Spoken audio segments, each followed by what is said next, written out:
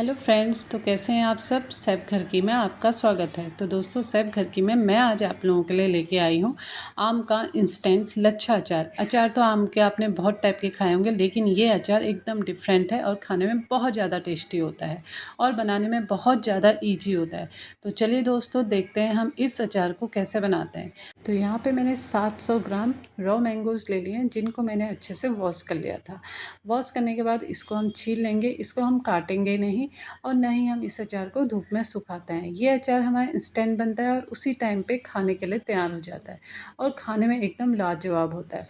तो दोस्तों, इसको छीलने के बाद अब हम यहाँ पे मैंने ये चिप्स बनाने वाली मशीन ले ली है, जिसमें से मैं इस आम के लच्छे निकालूंगी। अगर आपके पास ये नहीं है तो आप इसे ग्रेटर में ग्रेट भी कर सकते हैं, उससे भी आपका ईजीली निकल जाएगा। तो आप यहाँ पे देख सकते हैं मैंने इसके इस तरीके से लच्छे निकाल लिए हैं। अब हम इनको साइड में रख देंगे और इधर हम लेंगे हरी मिर्ची। तो यहाँ पे मैंने 100 ग्राम हरी मिर्ची ले रखी है। आप चाहें तो आप हरी मिर्ची को कम भी कर सकते हैं अगर आप मिर्ची कम खाते हैं, लेकिन इस अचार में हरी मिर्ची का कॉम्बिनेशन बहुत ही बढ़िया आता है। आपको हरी मिर्ची को बिल्कुल भी स्किप नहीं करना है।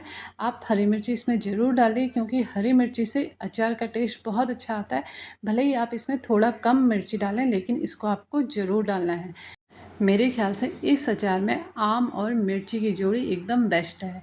अब यहाँ पे मैंने मिर्ची को अच्छे से वॉश करके वाइप कर लिया है और वाइप करने के बाद फिर मैंने यहाँ पे एक चॉपर लिया है और फिर मैंने उसमें मिर्ची को इस तरीके से कट करके डाल दिया है। और डालने के बाद अब मैं मिर्ची को अच्छे से चॉप कर लूँगी। तो यहाँ पे हमारी मिर्ची जो है बढ़िया से एकदम चॉप हो गई है। अब हम इस मिर्ची को भी साइड में रख लेंगे। अब यहाँ पे हम अचार का मसाला तैयार करेंगे।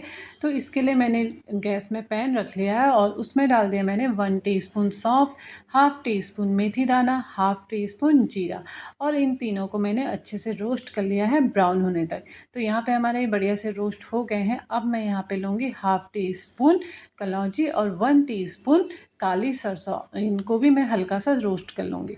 अब यहाँ पे मैंने रोस्ट कर लिया है। तो यहाँ पे मैंने एक ब्लेंडर जार लिया है, उसमें मैंने ये मसाले डाल दिए हैं और इनको मैंने ग्राइंड कर लिया है।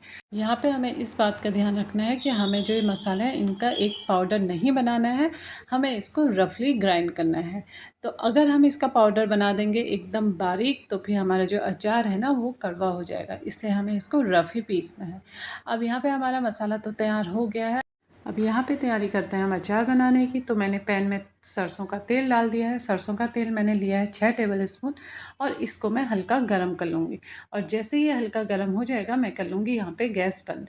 और जब हमारा तेल ठंडा हो जाएगा फिर मैं इसमें डाल दूँगी जो हमने मसाले ग्राइंड किए थे और फिर मैं इसको अच्छे से मिक्स कर लूँगी। उसके बाद मैं डालूँगी इसमें हल्दी पाउडर और उसके बाद डालूँगी मैं इसमें लाल मिर्ची पाउडर।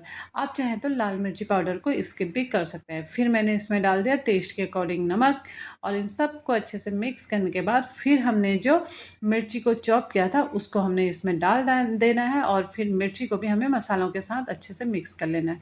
अब यहाँ पे बारी आती है हमारे आम का लच्छा डालने की। तो वो भी हमने अच्छे से डाल दिया और इन सबको बढ़िया से मिक्स कर दिया।